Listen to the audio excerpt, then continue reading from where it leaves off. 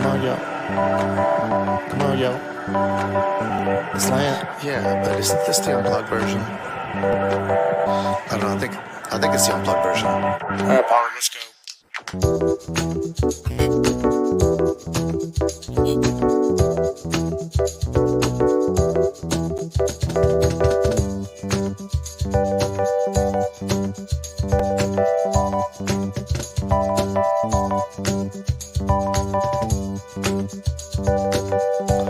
All right, listen, y'all. Just go ahead and let the guest play. Come on, jeez. That's better. Where'd I go?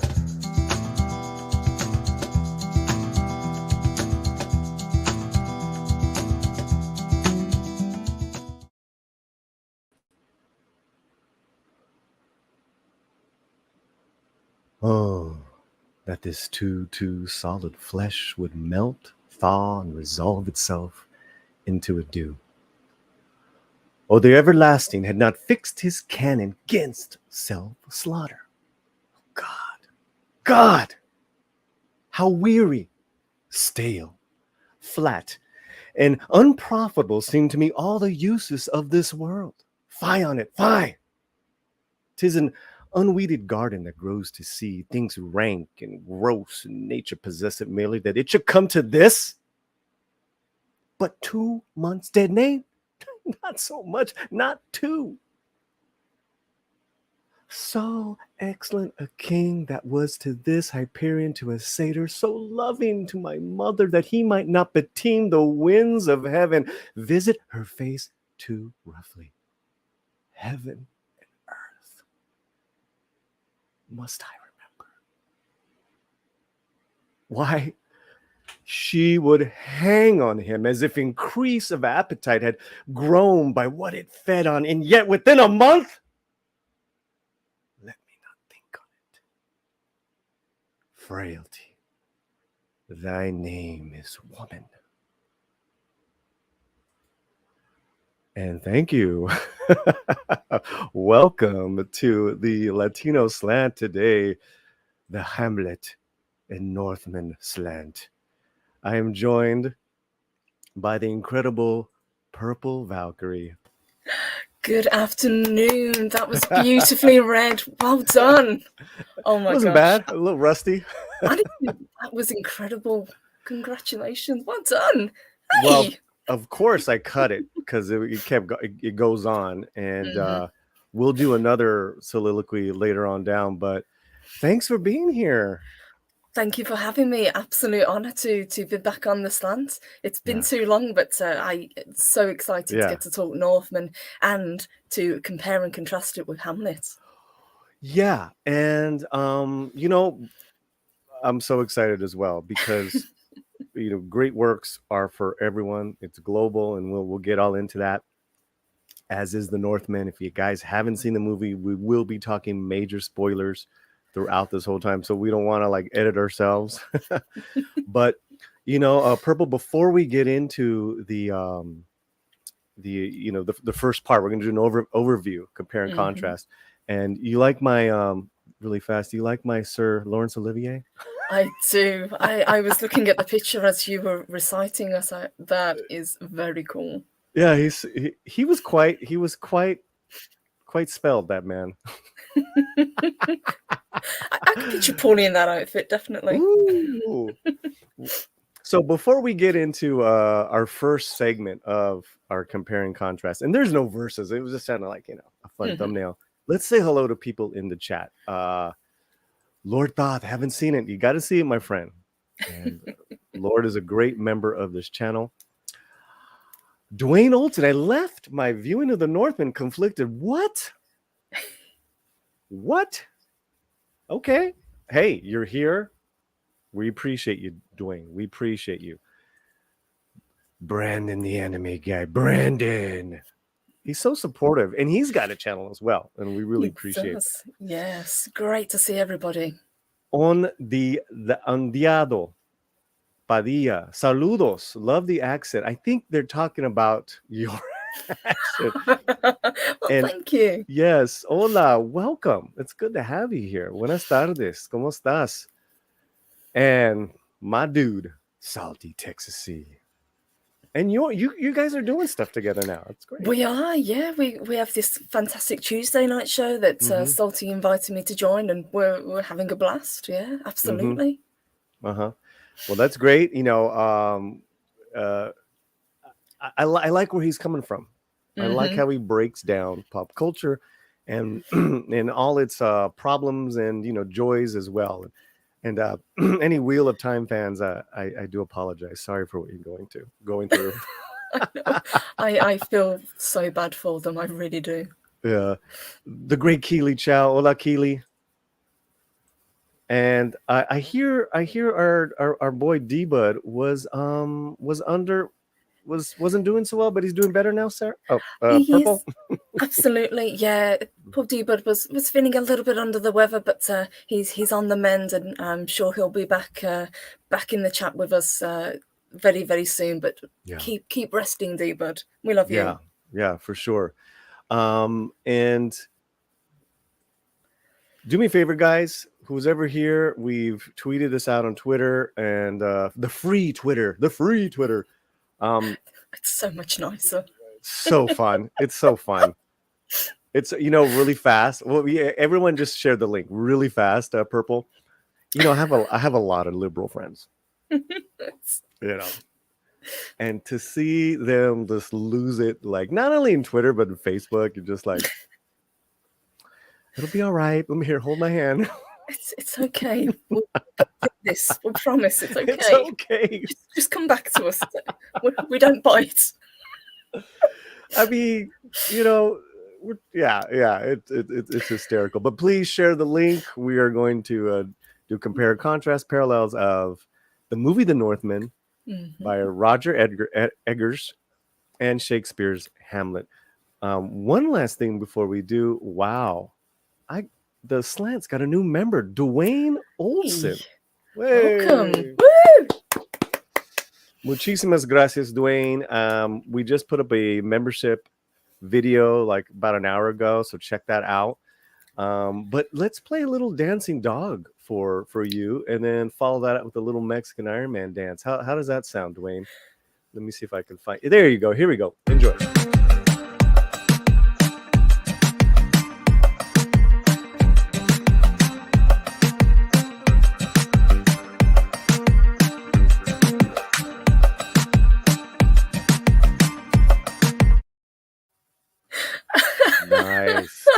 Nice. I don't think you've seen this new one that we have of.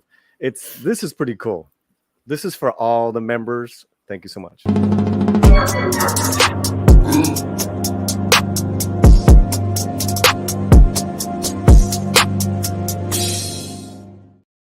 Okay, that is awesome.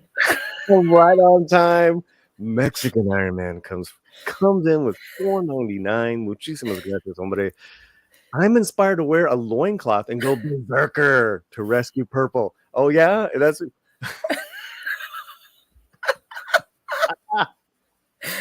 I love it. Amleth becoming a berserker. We're going to get into this. But everyone's showering with love. We got a new member. We have some super chats.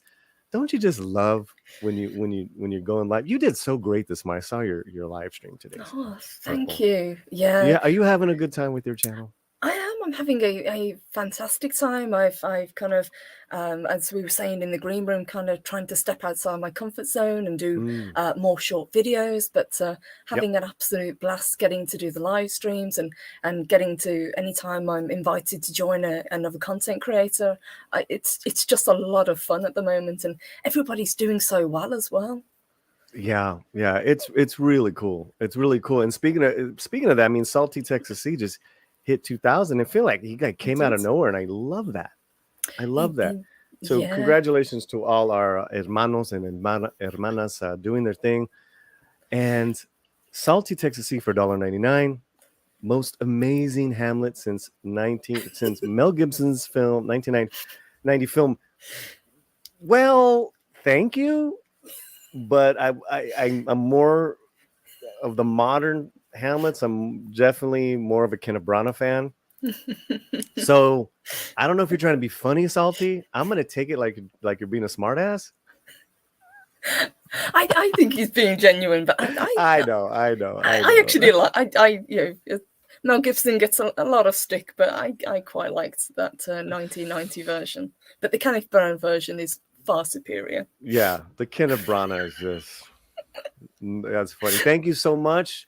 You ain't Branagh. Hey, cabron. Just for that. You're gonna get a little bit of the toothless uncle. Here you go.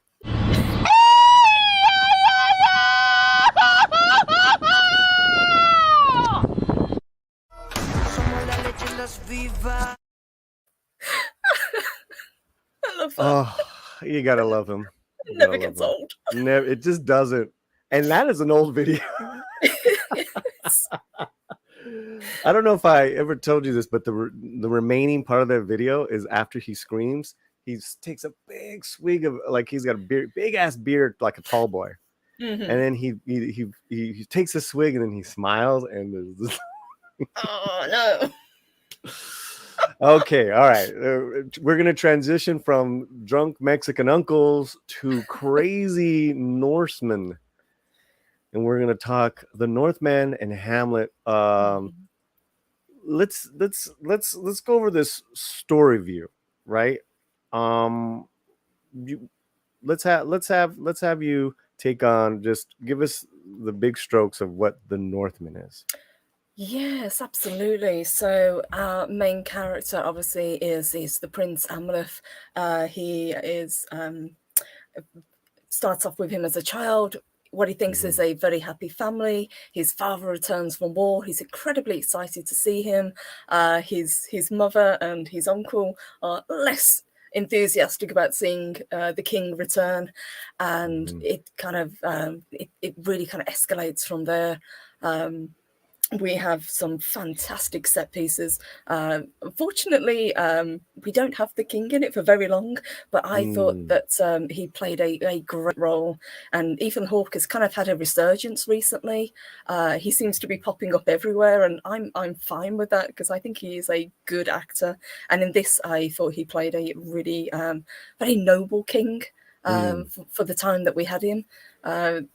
There is a very trippy scene quite early on in the film that involves him, his young son, and Willem Dafoe, which is very, very weird. And this is the only scene in the entire film that kind of made me think, where are you going with this, Eggers? But after that, it was pure cinematic magic. I loved this film, and it's not until Alexander Skarsgård comes on the scene as the grown Amleth after he's betrayed by his uncle and the father is murdered that we really get this powerhouse performance from him. Yeah, so before hitting Hamlet, I would, with Northman, there is a time difference, right? As far as one, we get to see a live king in Ethan Hawke, his character. In Hamlet, he's a ghost. Yes. That he haunts the Elsinore castle. Something is rotten in the state of Denmark. I mean, good God. Great line. Now, also too, in Northman, Amleth as a boy witnesses the death. Sees his uncle kill his father and escapes. Then there's this huge jump. I want to say what, 10 years at least? At least, yeah. I would say he's probably about, 11, 12 when he witnesses his father be murdered. And then next time we see him, he's I would guess in his mid to late 30s, and he is a hulking berserker. Right. So that is, I mean, there's a lot of parallels, right? Obviously, like Mm-hmm. what you just laid out is there. You know, the king, the uncle, the queen, the prince. Yes. The time, you know, those little things that I brought up, and the fact that Amleth, Skarsgård's character, has 20 years to stew and it becomes a mushroom eating berserker. Wow. I mean, you know, and then he recites those lines, you know, Mm-hmm. I will avenge you, father. I will save you, mother. I will kill you. Did you say uncle or friend? Fafnir, I will kill Yeah. you, Fafnir. Yeah, great Um, line. where Hamlet, he has no time. Mm-hmm. He's I would say just out of college or still going to the university. Mm-hmm. So people say he's either an older teenager or in his young 20s. But this happens all this happens right under his nose. Mm-hmm. The king's death by poison of a vapor of a snake, which is really his uncle. So he's got to figure all this shit out there. Like there's no he doesn't have any time to go and stew, you know. Mm-hmm. Yeah, and one of the big differences between the characters, I think, is the grief, as you say, because Amleth has this time to kind of, it goes from grief to just blind vengeance and fury, whereas Hamlet, because he's just lost his father, it's still raw for him. You know, the grief is still there. He is a young man who has lost somebody who guided him through life, really, and he's furious that his mother has moved on so quickly and married his uncle, and pretty much he's usurped his father's position.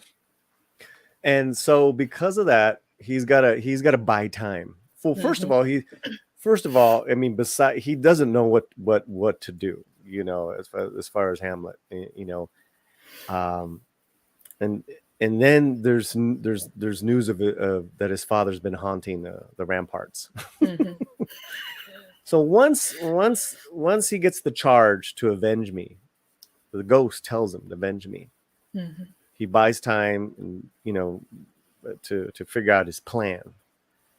And the plan is to, you know, trap King Claudius. Mm-hmm. You know, yes, get him to, if not confess, then to break down with guilt and grief over what he did. And I will be reading that soliloquy in a little while, where at least the first part where he's trying to figure out, he almost has a plan where he hires these actors to portray the death of a king, and that's going to happen in front of the court. Now let's go back to the court. Early on in the Northman, there is a jester. Yes. Can you tell us a little bit about the importance of a jester in kind of like the English court, and then obviously I guess there was this jester here in the Danish court? Yes, absolutely. As you say, in courts, especially in medieval courts and earlier than that, the jester actually had an incredibly important role to play. He was one of the few people who could take liberties and talk back to royalty and have really no repercussions. So he could get away with saying pretty much anything and playing pranks on people, and he would be protected because that was his role. That was what he was meant to do. He's meant to bring levity and make people laugh, and, you know, really push the boundaries, as it were. And in the Northman, he's played by Willem Dafoe rather brilliantly. One of the very few criticisms I had for this film was that I just wish there were a couple more scenes of him playing this character, because the lines that we get from him, especially when he's making quite a non-subtle dig at the Queen, is very, very funny. It was, and it almost went by too fast. It almost went over my head, you know, like, I almost missed it. And it wasn't, if not for the reaction, that was great, you know. And you're right about the medieval courts and how important they were to the king. You know, Yes. you know, they just cut the crap. They did. They were one of the few people that could kind of tell them as it was, whereas pretty much everybody else in the court would be, if they would be kind of yes men. Anything the king or the monarchy said would go. The jester would be one of the few people, assuming they had a close relationship, who would tell them, if they're doing something stupid, they would say so. Well, thank you guys for being here. I'm here at Purple Valkyrie. We're talking the Northman and Shakespeare's Hamlet. Now, I want to just say hello to a couple people, and then we'll get back to this great discussion of Soul Assassin, Jesters But Untouchable by Anyone, the early news anchors. Well, I would say the early news anchors, but news anchors from back in the day, like when they really could have a voice. I would say they're now, what we're doing, what we've been doing, this community, this fellowship, whatever you want to call it, right? People who are unafraid to speak their minds and, cut through the crap, and which we all have our like our, I don't want to say angles, but areas of expertise, Purple, that we're like, hey, we really know about this subject. Let me talk about it.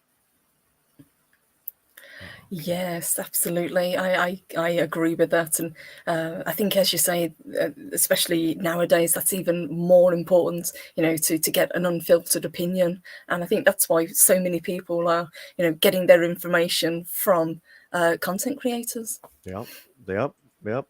Burst Angel, I haven't seen you here before. I don't know if you're a friend of Purple's. Good to see you. Hello. It's a Greek tragedy. It's a Greek tragedy that took religion, the realness of the supernatural, seriously. It reminded me of how I felt when I watched Jason and the Argonauts for the first time. Oh, great comment. And great film as well. Yeah. Religion and spirituality were so different with because obviously Shakespeare's Hamlet is very English. Yes. Even though it's set in Denmark, it has a quintessential Englishness about it, definitely. Right. And even and we were talking about that with even how they buried Ophelia. They didn't give her the proper burial. I forgot what it was, but because she took her life, the church, that's correct. Yeah, she was considered impure or unclean, right. So she couldn't be buried in the traditional way. Yeah. Brandon says, I normally don't go for this kind of movie, but I did see it, and holy cow, it is worth it. Yeah, it really is a cinematic experience, as is Hamlet is a theatrical experience, and if you can really grasp the language, it's great to read as well. It really is. I've got a quick question for you. Do you think that the Northman could translate onto stage the way Hamlet has been translated to film? Absolutely. Absolutely. And let's go back. Let's go to theater and why the Latino Slant is covering this with Purple Valkyrie. I did this play in high school. Hamlet, Shakespeare has always meant a lot to me. Theater's for everyone, and it was a place where where just outcasts and weirdos can go and wave the freak flag, be different characters, and we belonged. And it was one of the very few places during high school where that could happen. And with theater too, there's always been an interpretation about interpretation, whether it's good or bad. I'm talking about like whether the production's successful. They always push the boundaries of. I remember in college, I got the role of Romeo, but it was a like imagining of Romeo and Juliet set in LA with Chicanos. It was amazing. I would love to have seen that, actually. That sounds really good. Yeah, and it was set during the Day of the Dead, and it was just incredible. So it's that's Shakespeare, the Western canon, Greek tragedies. They're still to this day being reworked on major theater, and that's how it should be. That's Absolutely. Yeah, these stories are pretty much timeless, and because they deal with such fundamental things, love, despair, tragedy, family, they as you say, they're open to interpretation. And I love the idea that pretty much anybody can get involved and tell these stories and retell them, and each time you will get something different, but something that and you can still love. Let's go to these characters. I think we did talk about Amleth and Hamlet, the main characters. Basically, Hamlet is like your emo. Yes. He's a very confused boy. He is. I'd say the main difference between the two of them is Hamlet is driven by grief and despair, and Amleth is driven solely by vengeance. This is the thing that motivates him. He wants to get back at his uncle for what he's taken and what he's lost. And so well said, because even Hamlet whacks and wanes about vengeance, but he doesn't do much. He doesn't. He drives his girlfriend crazy, and his friends are just like, what is wrong with Hamlet? Hamlet he's cunning. He has a lot of kind of ideas, and he, as you were saying, he uses the band of actors, the players, to do this play and to try and get a reaction out of the king. But Amleth is very much a hands-on kind of guy. No, Amleth, he's a warrior, and he became a berserker, right? And that's a huge difference too with these two characters. Is that Amleth is a Viking warrior. Hamlet is if I could say it, your Danish dainty prince. But there's nothing wrong with that, and I've loved all the interpretations. Again, I mean, Branagh's Hamlet is pretty fierce. Pretty fierce. It is, yes. Yeah.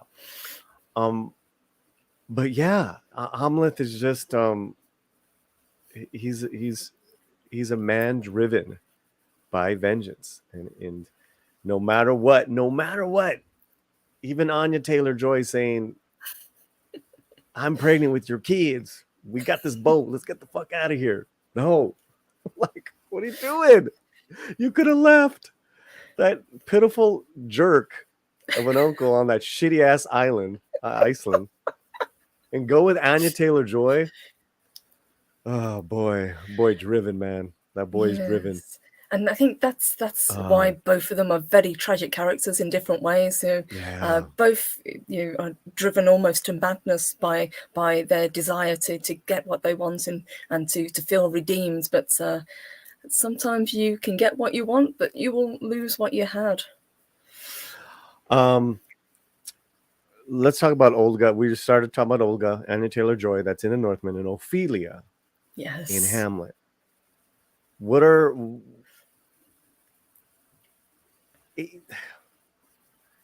there's nothing modern about Olga, and yet it's very her character is very refreshing. You don't see this portrayal of a strong woman like this. This is a real strong woman. It is, absolutely. She's not,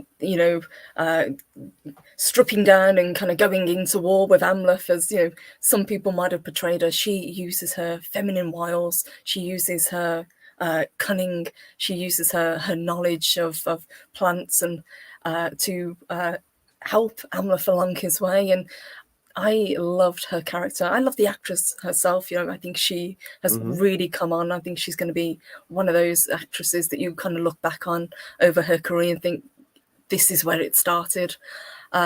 But she, for me, was one of the most important characters because she reconnects him with his humanity. Before he meets her, he, as you correctly said, is this raging berserker who pretty much has no humanity. He has one sole goal, but once he meets her, that's when the conflict in him comes, and who he used to be rises back to the surface. And Ophelia, the relationships are different. Ophelia is part of the court, raised with royalty, where Olga is a Slav, a slave, right? Is she was she a seer as well, or was she like a healer? She seemed to be kind of like I would say she was a healer. She seemed to have some sort of innate kind of magic within her. I wouldn't say she was similar to the character that Bjork played, who was clearly much more powerful. She was much more in connection with the gods, whereas Olga seemed to be much more in connection with the earth itself. She was in connection with nature, with the weather, with plants, that kind of thing. And then with Ophelia, she loved Hamlet. She was raised around the court. Her dad was Polonius. That character. I love that character. I love that character. When he's talking and getting distracted and then goes back to what he was talking about. So hilarious. He neither a borrower or lender be.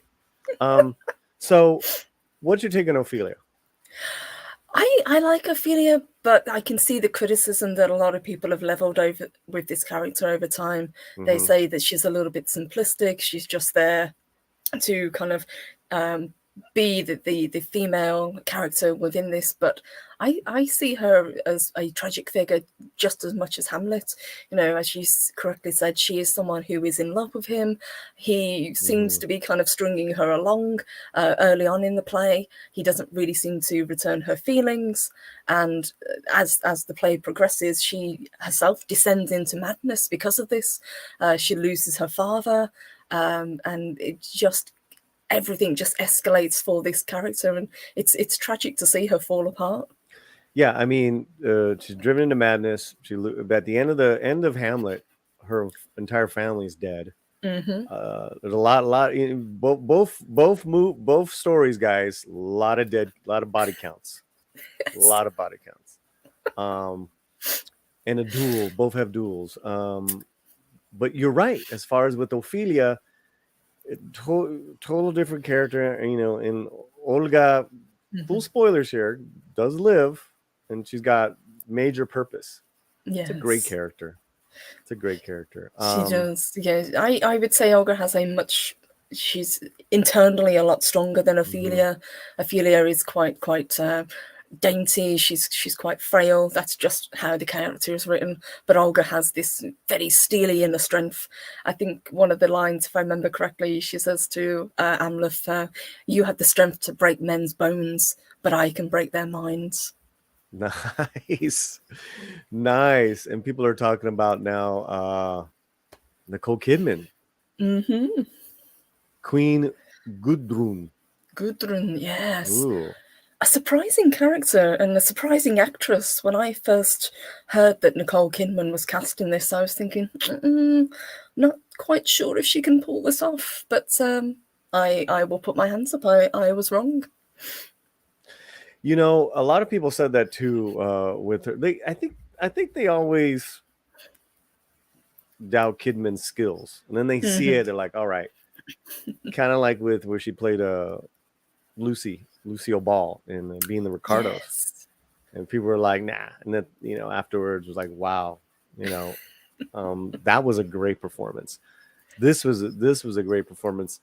But there's a lot of similarities. I don't know really I think the biggest difference is that Nicole's Queen, that story, hated Ethan Hawke from the get-go. So there's more deceit. I think Gertrude loved the king. I don't know. I didn't see that she was part of. Was Gertrude part of the plot? I don't think so. From all of the tellings that I've seen, Gertrude genuinely, as you say, loved the king. She really did, and she just had another man who could provide for her, and he just happened to be the king's brother. Right. I don't think it was done out of malice. It was just these things happen, and obviously Hamlet took great exception to this. Right. I think if anything, the uncle is very similar in both. I think, with Gertrude, I don't think there was I don't think she was part of the plot, part of the kill, but she took the uncle's bed pretty quickly. And speaking of, I have another soliloquy I can read to you guys. I think this would be a good time for that. What do you guys think? Yes. Woo! All right. So we're gonna go to. Let me stop sharing the screen. We're gonna go to Act 2 of Hamlet. Now let me share. And this is where Hamlet devises has just seen these actors kind of perform what could be the plot to catch the king. In fact, the ending of the full soliloquy is, the play's the thing where I'll catch the conscience of the king. Now let me. Oh, wait a minute. Do I have it? I have it here, but I need to do something. And in all of the versions that I've seen, that is one of the best scenes that they do, where he's desperately trying to catch the king out. Oh my God. Well, it really, let me just take this off real quick. It really is a great theatrical device, a play we're going to play. I mean, that obviously is not in the Northman. He's just like, where's my sword? I'm going to go kill this. I'll be a slave for a minute, but I'm going to kill you, mofo. I'll be a slave. And our good buddy Clobberin Times is here. He made it. Yay! Hey! We made it. Oh, we have some we have some great comments. Gertrude was just not hot Danish cougar. I don't know, man. There's been some pretty hot women that play Gertrude. The Northman queen has shades of Macbeth. Yes, that's a theme that runs throughout a lot of Shakespeare. There's the kind of conniving female character. Hamlet was unsure whether or not she was involved. Shakespeare made her ambiguous. There are a lot of debate. There are a lot of interpretations. Absolutely. Yes. Absolutely. Okay, well, let's put on our little hello. Very dapper. Very dapper. We'll see you in a moment, Purple. Okay, let me Hamlet Act 2, Scene 2, my friends.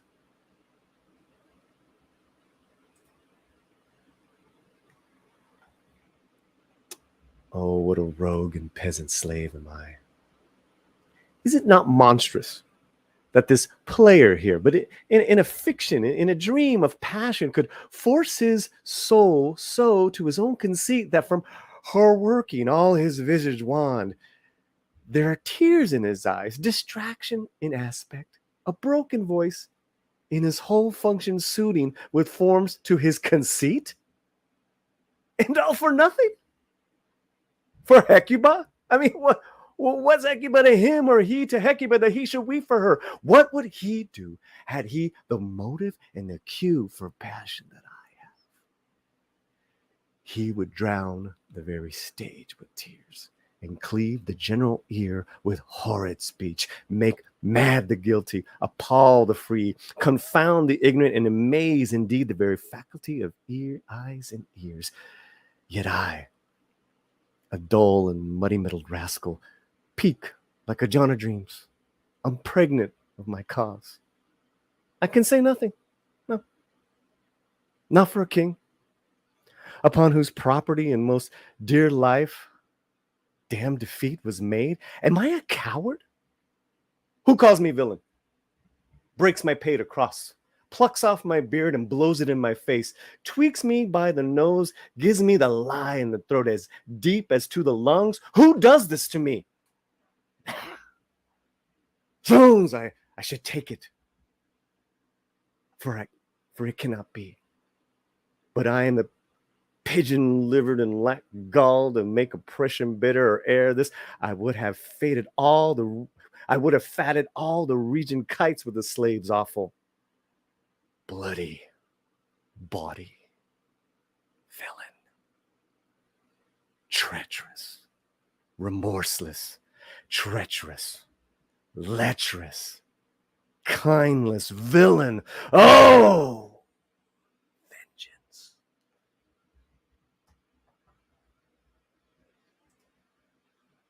So you see a lot of parallels. Bravo. Well read.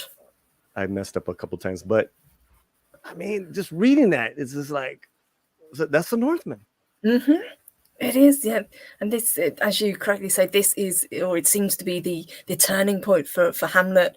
He goes from being someone who is very suspicious and very down about losing his father to, I'm going to get this guy and I'm going to prove it was him. Yeah. Yeah. Yeah. And then, he's got drive. I mean, it's not the same drive as Amleth, but it's a more complex. It's way more of a complex story to begin with. But yeah, it's a drive for Hamlet. What is this here? I don't know what it means. I'll take it as I hope you enjoy that. Yeah, and there's how many, 6 or 7 soliloquies all together at the end of the day. I just felt that those two were good for our purposes, Absolutely, yeah. Those two in particular, they show the progression of the character perfectly. But Purple, I feel that with the Northmen, where they were able to be, not so much poetic and epic with words, they were in the filming of this, and the cinematic look of this. I mean, there were some startling images in this movie.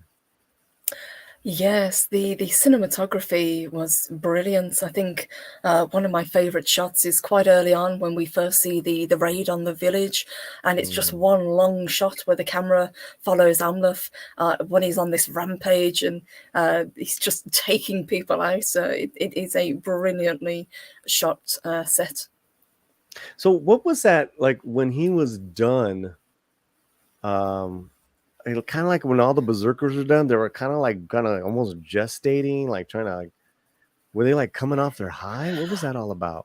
Pretty much, yes. What berserkers did, or what it said that they did, they whipped themselves up into an absolute frenzy. It's pretty similar to way guys, I would imagine, when they're about to play a football match, or you see guys in the locker room really kind of whipping themselves up and getting into this mindset. That's what the berserkers did, with help of various substances as well. But yeah, once the high is worn off and they're starting to come down, that's what they were doing, and you can see them kind of panting and shaking because the adrenaline's worn off. Yeah, it was wild. That was wild. And of course, everyone's talking about Skarsgård's abs. Yes, didn't know a person could have that many abs. It's amazing. Hey, he's committed. And I was happy because, I saw his performance, was it a year ago, whatever it was, in the Stand, and it was so awful, that show, that was like it was so wasted. His performance, that opportunity, I was just like, wow. I was just happy to see this guy just rocking it. Absolutely. I think he is a great actor, and I think this is going to be the role that really launches his career. Pretty much the entire Skarsgård's family are very talented. Obviously, his brother Bill is a very well-known actor. Gustav, who was in Vikings, he played Floki. That's his brother? That's his brother as well. Yeah, Really? they've got this really great pedigree of actors in the family. But this, I think, is Alexander's real breakout role. Before, he was in pretty good shape when he played Tarzan. But here you can see he's bulked up incredibly. Whereas before he was very kind of stripped down and quite lean. Well, he was Tarzan? Yeah, he was in that terrible Tarzan film that came out a few years ago. I didn't see that. You're not missing anything, trust me. Like, wait, there was a Tarzan? Oh my god, that's funny. Yeah, what were I'm trying to find a good photo, like a cinematic photo of Bjorg.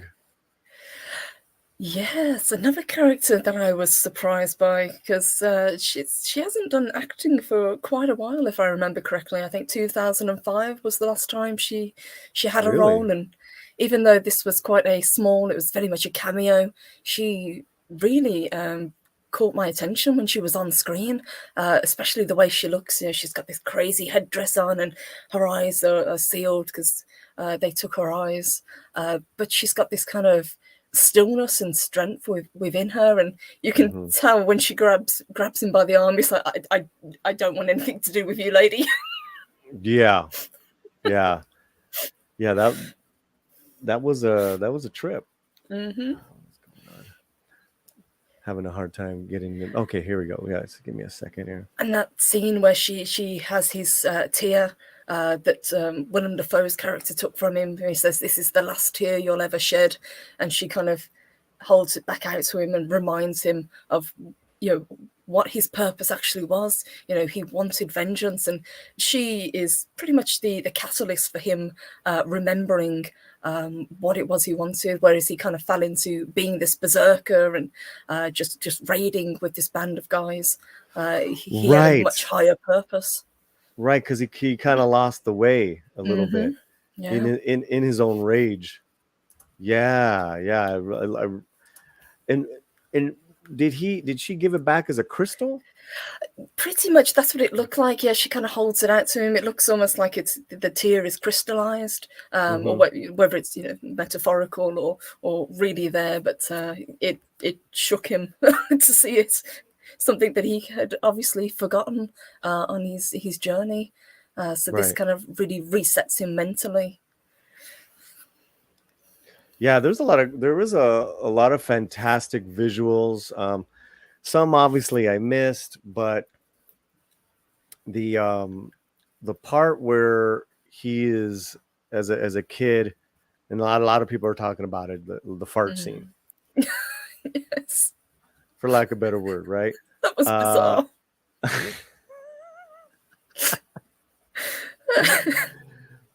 I mean, but it worked. I mean, but yes. First of all, like, why are they? First they're starting to like go around. Like they're walking around like like animals. Yes, if you ever wanted to see Ethan Hawke on all fours barking like a dog, this is the film for you. Wow. There you go.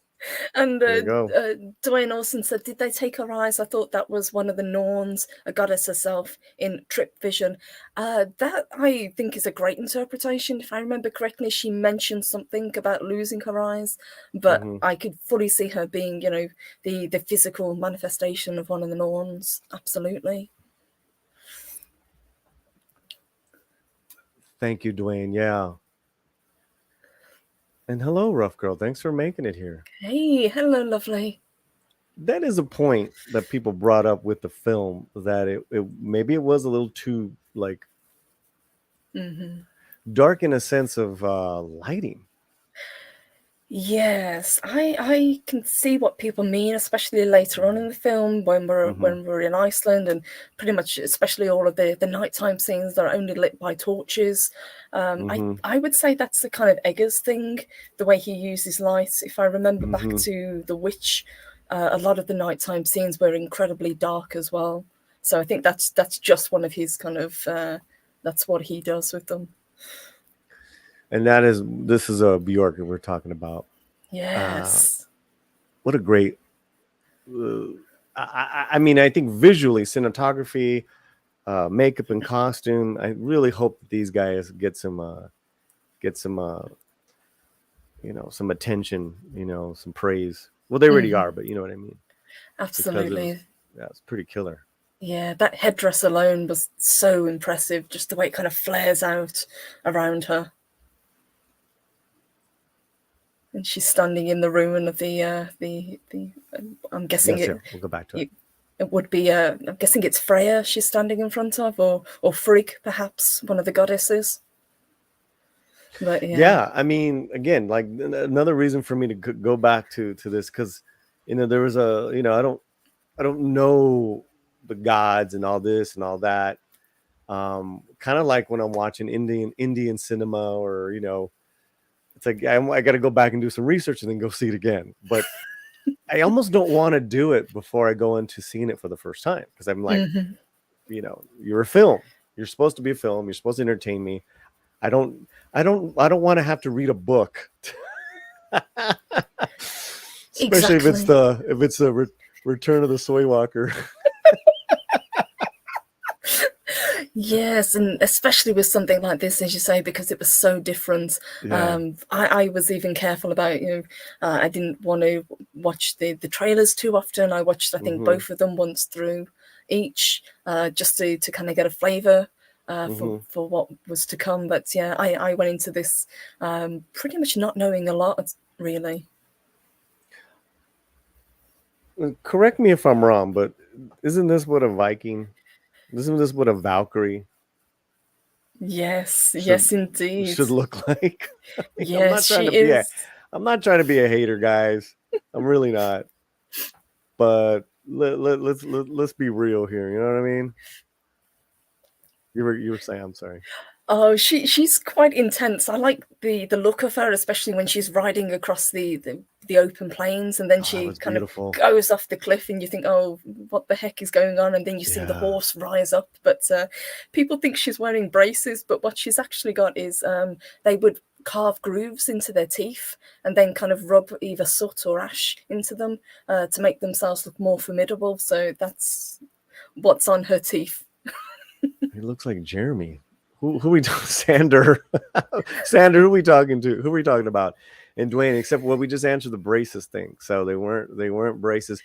What I did get was a couple people saying that the helmet didn't fit. Like the bottom piece should have been underneath her jaw. Yes, I think so. I like the rest of her costume. I like the the flowing cape and the wild hair and the way she kind of screams on the way to Valhalla. But yeah, the helmet, it kind of shifted a bit too much on her head for me. Yeah, it was a little. It was there were a couple of people that pointed this out. I follow this one guy. I forget his channel's name, but he's like a Dane, long hair, and he comments on all any Viking stuff that's out. Yes, I think I know him. I watch him. Yeah, I love him. I love him. I think he's a Danish, but he's living in Canada or he's living in the US, if I remember correctly. Is he? Yeah. So he loves the Northman. He thought it's probably the most accurate Viking depiction. He says there's like some minor that shield wasn't in that, it was not in that century, but like he's like, look, I can clearly overlook that because this is an incredible film, and you gotta overlook that. Purple Valkyrie proves her Valkyrie purple representation, her Valkyrie representation. Absolutely. Yeah. We talked about this let's just make ourselves this. We're kind of laughing about it, and yet, if the story does, this is for me, guys. The story. Oh wait, you gotta go. Wait a minute, gotta go. Just notice the sun was shining bright over here. Bye, y'all. Hold on, rough girl. We love you because you sent us $5. Thank you. Sending you all positive vibes. Wonderful Wednesday. Muchísimas gracias and feliz miércoles a usted. Thank you so much. Let's play a fun video. What do you say? Let me Yes. Well, you know what? Let's get me rolling my R's. How about that? Arr. Mm. Noise. Arr. Mm. Hey, do a mariachi one.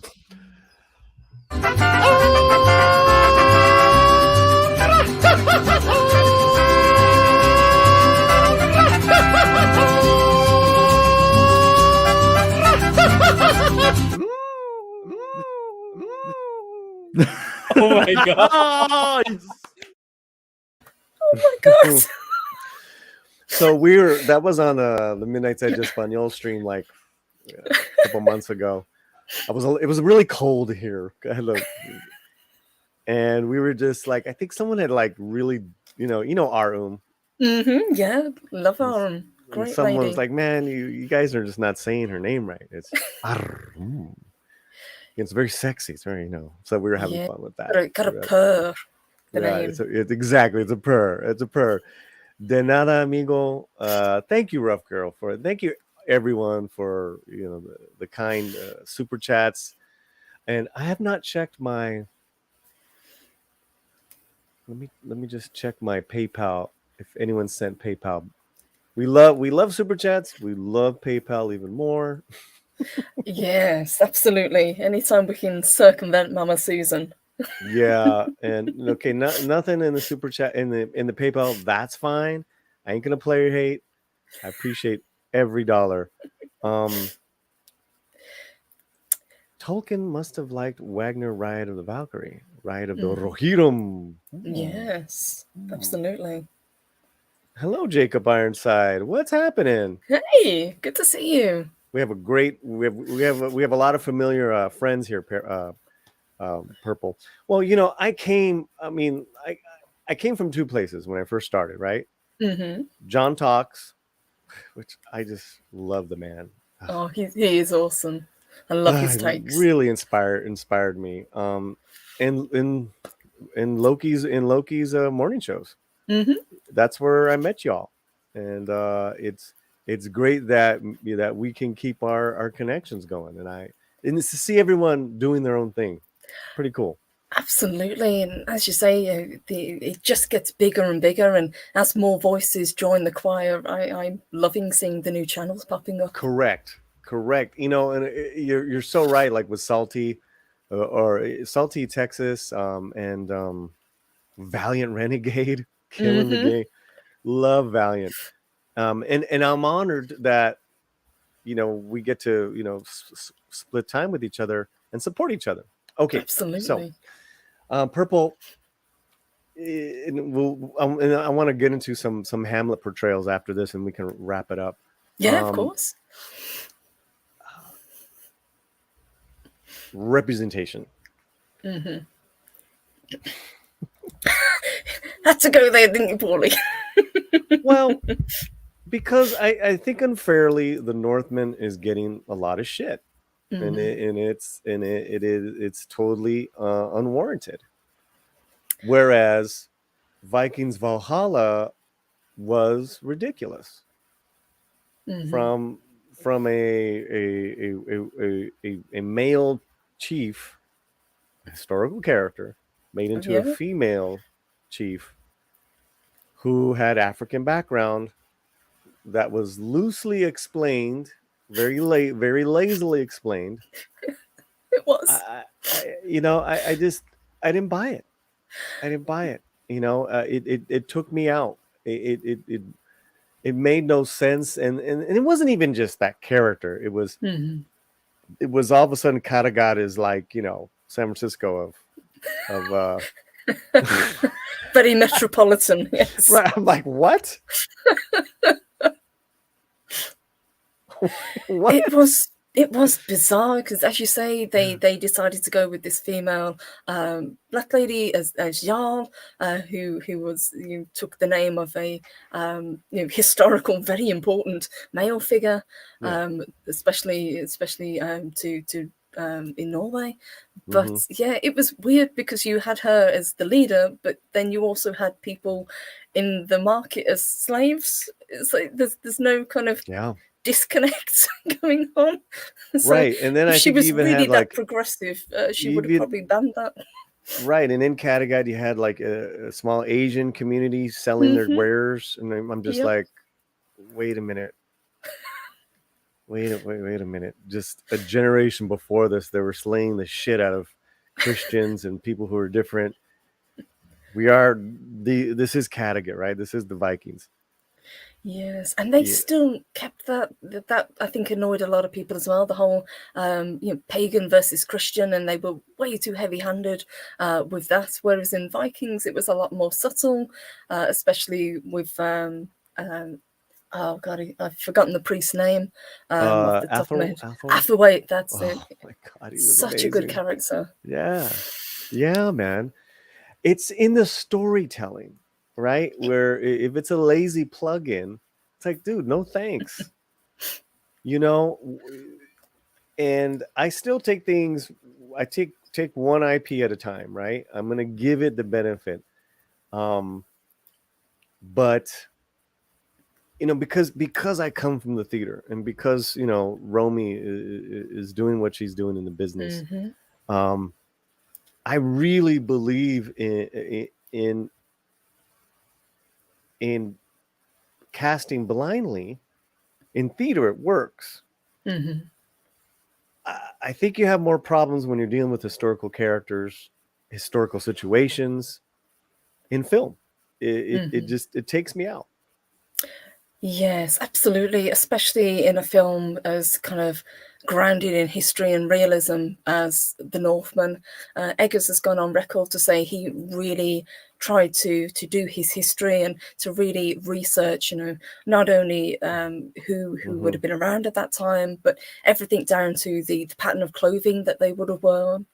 He really wanted to, if he was going to do this, he wanted to give it justice. And I don't think, just because it wasn't, there wasn't any forced diversity in this, it was a bad film. It just was a correct representation of this particular time period. And for people to come out and say this is, it's a flag to the far right, and it's being corrupted and it's being used as a to kind of drum up that sort of hate and that sort of very, very small subsection of society. And it's an argument we've heard before, especially when it comes to Norse mythology. And I think it's a very unfair way to look at it. Yeah. Bonzo, can you clarify? Because I don't want to kind of jump off this if I don't know where representation is all historically accurate. What's the problem? So yeah, if you can clarify a little bit more for me, because what I'm talking about is, let's say me and Purple were talking about this before the show, was if you're gonna do a movie, we'll use Apocalypto. Which was 1501 in the Yucatan of southern Mexico, Guatemala. And you had these different Mayan tribes being enslaved by the hierarchy of the big city, the nearest big city. If I was to see a person of African descent or someone that looks like Purple in the movie that are part of the tribe or even hanging out in that town, I'd be like, no. It would be jarring. They would stick out like a sore thumb. Absolutely. Oh, okay. Here we go. Yeah, see, you don't know nowadays. I'm like, wait a minute, Bond. What are? Because no Bonzo. I'm like, wait, what are we talking about, bro? What are you talking about?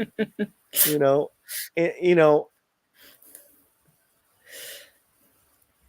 because I also told you, I go.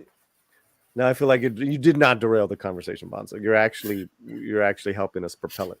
Yeah. Because I was talking to Purple about this, because I really feel that these stories are for all of us. Like, I was reciting a couple lines of Shakespeare. Me, a Mexican kid. The fuck do I have any business reading Shakespeare's Purple?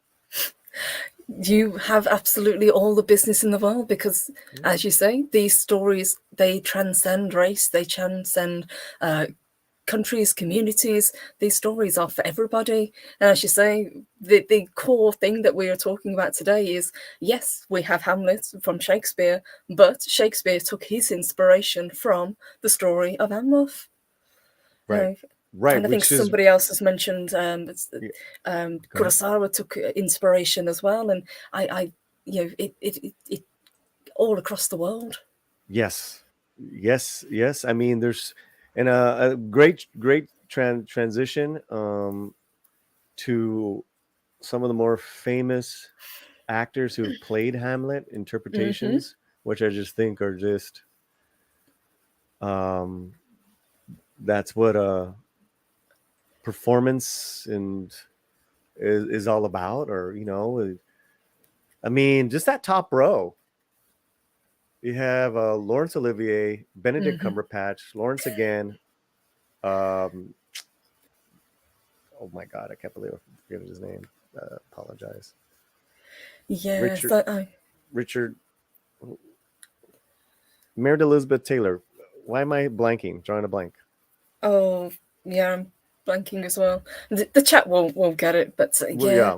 As you Didn't you see on the second line? Is that it's Tenet? Thank you. Oh wait, did someone say? Yeah, it's, Sander Hamslag said I go for Burton, Richard Burton. Yeah, all apologies. Men, women, people of different backgrounds have all portrayed Hamlet. I would have given anything to see Benedict Cumberbatch live doing Hamlet. Yes, I would as well. Presumably you've seen Hamlet performed a few times on stage. Is it as moving each time? Because it is a fantastic story, but on the other hand, it also is Shakespeare's longest play, if I remember correctly. Well, the high school, it was a long time ago, but our teacher was very smart. He came from USC School of Theater and Film. He would always remind us he has 2 doctorates. God rest his soul. Actually, he passed away this year. My first theater teacher. God rest his soul. Yeah, he cut it down quite a bit. Fortinbras was out. So he was a smart dude. Yes. You got to cut some stuff out, especially in high school. It is substantial, definitely, and I think you correctly said, Branagh was one of the few people that performed it and filmed it, line for line. That's why this film is over 4 hours long. Yeah, he had every single thing. That was a little too. I think I just saw a photo, and that's pretty cool, man. That's cool. Damn. But here's the thing too, guys. And Sarah. Sorry, Purple. Gosh.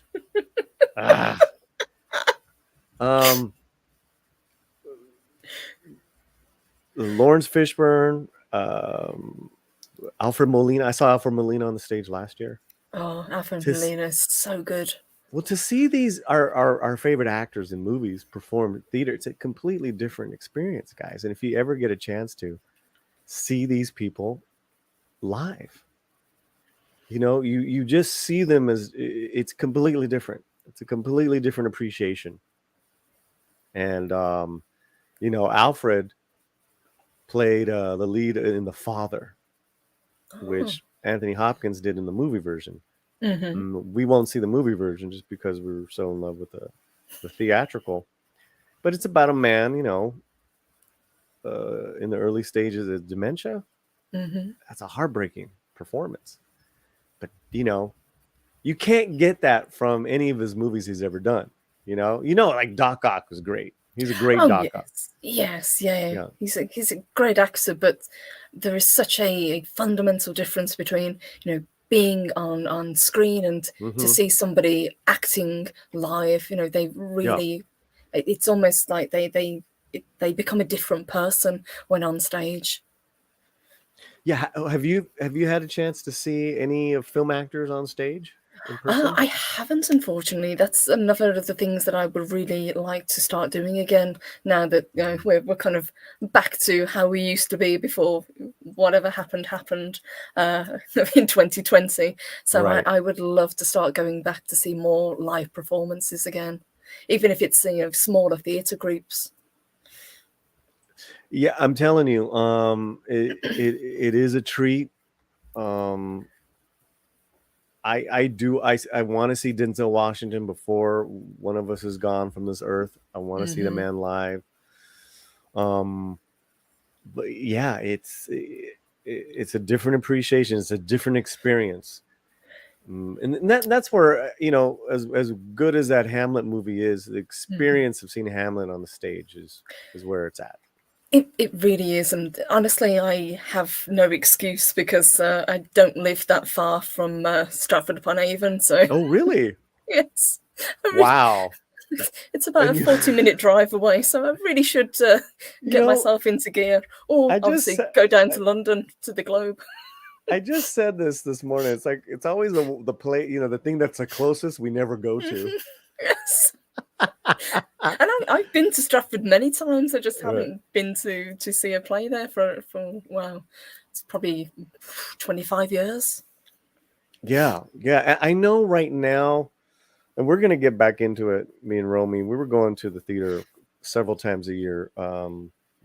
We saw an award-winning, I think it was the Tony. It was the Broadway run of The Creature, Frankenstein. Oh, yes. And it was, I think Broadway was, or London was Benedict. Like it was someone big like that. The person playing the creature in this one that we saw was a friend of ours, and he's a really like West Coast incredible theater actor. Oh my God, what that was fantastic. If you guys ever get to see the creature, the Frankenstein, the play, it's really great. It's really great. I will add that to my list of recommendations. Thank you. Yeah, and I know recently Fishburne and Sam Rockwell, they were doing Mammoth. They were doing American Buffalo. Sam Rockwell is such a good actor. He's really underrated. That's a good question in the chat. Let me write that down. Let me pose this real quick, and we can. You leaving? All right. Oh yeah. Okay. I'm gonna need another 10. She's waiting for me. I'm like, wait. My love to Romy. No, lovely. I will. I told her we were doing this. She got excited because the last couple days. It's kind of funny. Let me take this off because she see me like I'm literally laying on the couch. Oh, that this too solid flesh with no flowers. She's like, because she's not used to me acting anymore, right? Like, easy act. And she's like, what are you doing? And I finally told her that we're doing this. Around with a skull. Hey, I got plenty of them. Alas, poor Yorick. Alas, poor Yorick. I mean, and I know to the English it's kind of like old hat for you guys, because you guys, can. And you can make fun of that stuff. It's like what we do with our Mexican tropes. We do make fun of ourselves. So who famous, chat, have you ever seen perform live in the theater? You know, the theater is an art form that's really been disconnected from the masses. Like it's an elitist thing to go to the theater. Purple Valkyrie, I see you at the matinee. Yes, walking around with a champagne glass. Absolutely. Right. That's hilarious. Who famous have you ever seen perform live in the theater, or maybe what was the biggest production have you ever seen? Theater, if you can connect it to a film, even better, like In the Heights, or Yes. like a musical. How about you, Purple? Any? I've seen a few over the years. I saw, especially in London, I've gotten to see several productions of Phantom of the Opera, which I really enjoyed. Ooh, I love Phantom. Yes. Wicked was fantastic when that was on tour. I got to see that. I got to see Warhorse, which was beautiful. Oh, that was a play? That was a play. That was amazing. You're kidding me. The one actor that I would love to see, and I would pretty much pay anything to see, would be Ian McKellen. I would love to see him portray pretty much anything. I mean, in the 80s is like when he was in his like middle-aged prime, and he was real. Him and Derek Jacobi were the names. I mean, they're much older gentlemen now, but yeah. In fact, Derek Jacobi plays King Claudius in Kenneth Branagh's movie Hamlet. He does, yeah. So yes. An actor with a capital A, absolutely. An actor, excellent. Hello, Nerporial. Hey, good to see you. Good to see you. Yeah, in high school at the time, showing my age, Branagh was touring the States with his acting company, bringing Shakespeare to everybody. And it was such an exciting time because it was like bringing Shakespeare to life. I don't think I got that ticket. I don't think I went with the crew at that time. And I kind of, regret that. I could have seen him. But definitely saw his Henry. Was it Henry V? Henry VIII. Yes. Henry V. Fifth, yeah. That really propelled me. That really propelled me. Okay. Do you think that Shakespeare there's like a disconnect, especially nowadays with the younger generation? Do you think that people don't have the appreciation, or do you think it's just because we've had what has happened, and people are kind of not used to seeing Shakespeare anymore? I know it's still taught in schools because I was taught. We did Hamlet, we did the Scottish play, we did Midsummer Night's Dream. We covered a lot of the the classics, Romeo and Juliet. Sorry, you said Midsummer Night's Dream. Oh shit! Did that bring back memories, Paulie? College. If I can find the photo, guys, you're gonna see me as a fairy. Oh my god! Pics or it didn't happen. And that was a really cool production because it was outdoor amphitheater. Oh, and nice. It was perfect because it was during the summer.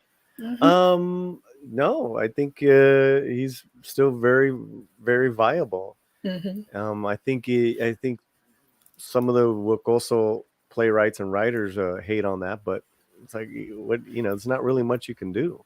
Absolutely, especially as you say, because the stories are so open to interpretation. You can do pretty much anything with them, as we've seen with the Northman. Ian McKellen and Othello as Iago. Nice. Marlon Brando's Mark Anthony and Julius. I never saw that. Was that a film? Or was that a play? I think that was a film, Marlon Brando, but he might have been on stage as well. Yeah. Yeah, we don't.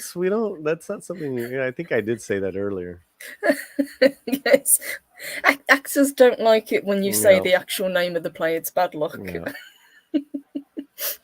So wrapping up, you know, I think it's fascinating. You know, Hamlet is very English Hmm. tale of Danish. Of, you know, it's not historically accurate. You know, it's not like, you know, authentic. You know how Danes talk. It's Shakespearean talk, Elizabethan.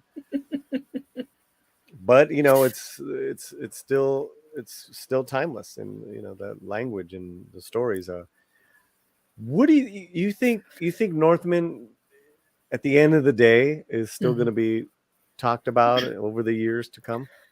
I hope so. I think certainly we've seen it in the cinema. It hasn't done as well as I definitely hoped it would, especially in regards to the budget that it had. Mm-hmm. But I think because it's had such good word of mouth, everybody that I've spoken to, everybody who's seen it so far has enjoyed it, but enjoyed it for different reasons. Mm-hmm. Some people have had, various issues with either the pacing or a couple of scenes, but overall it has been overwhelmingly positive.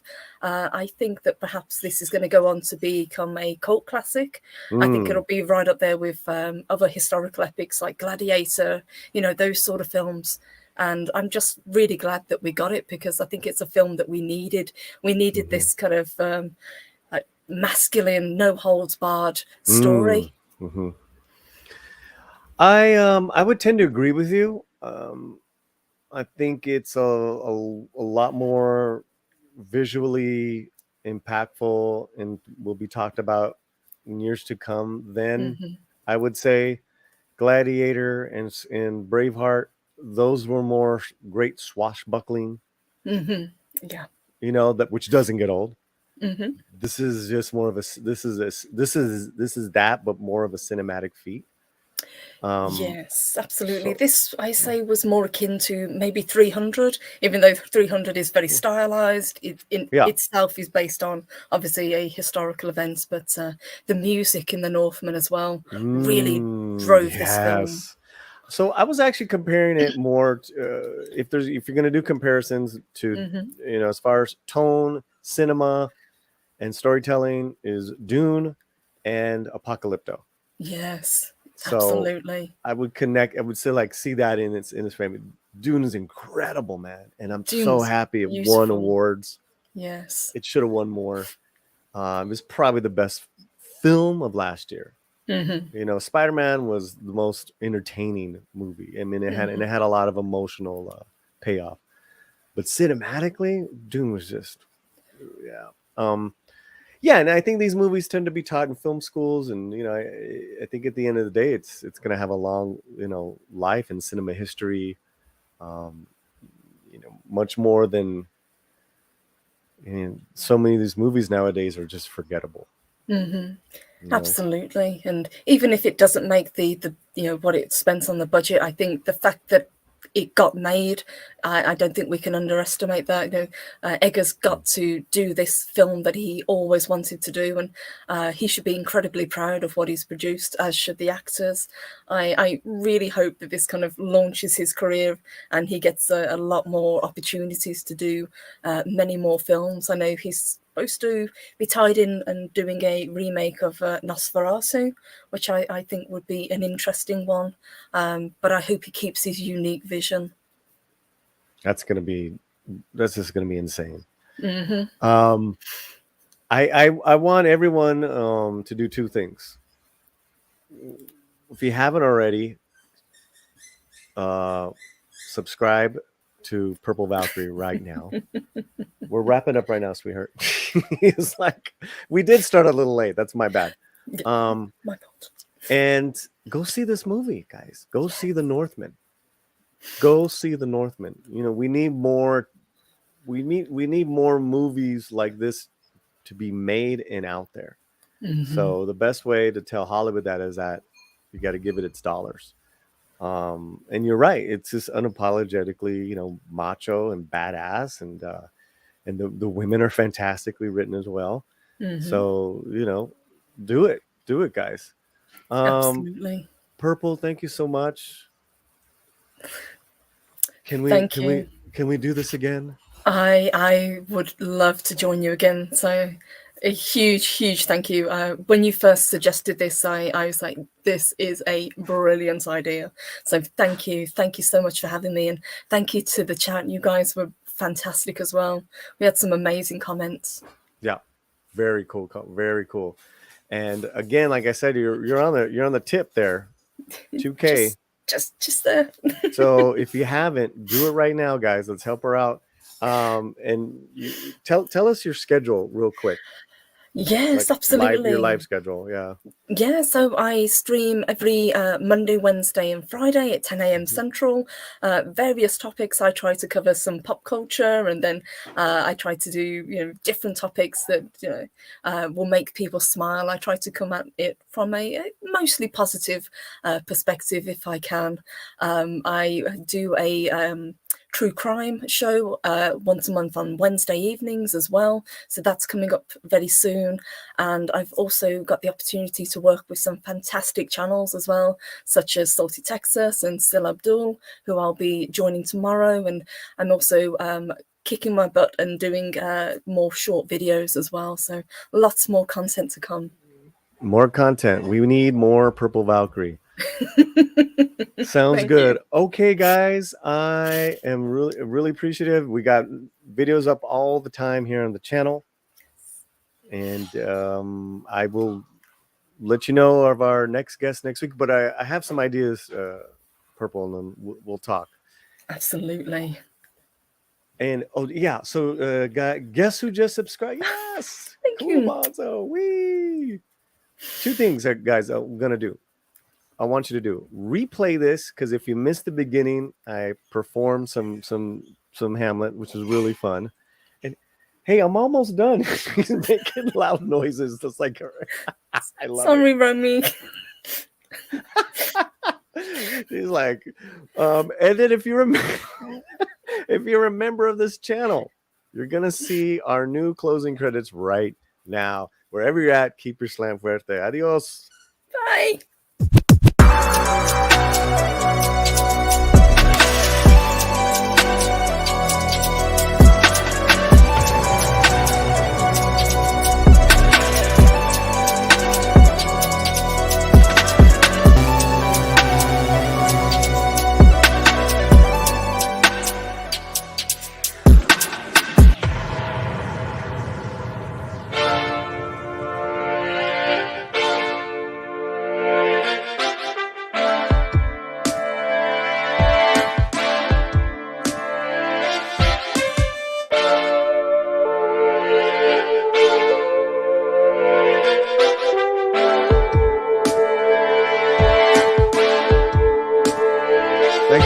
Love you, man.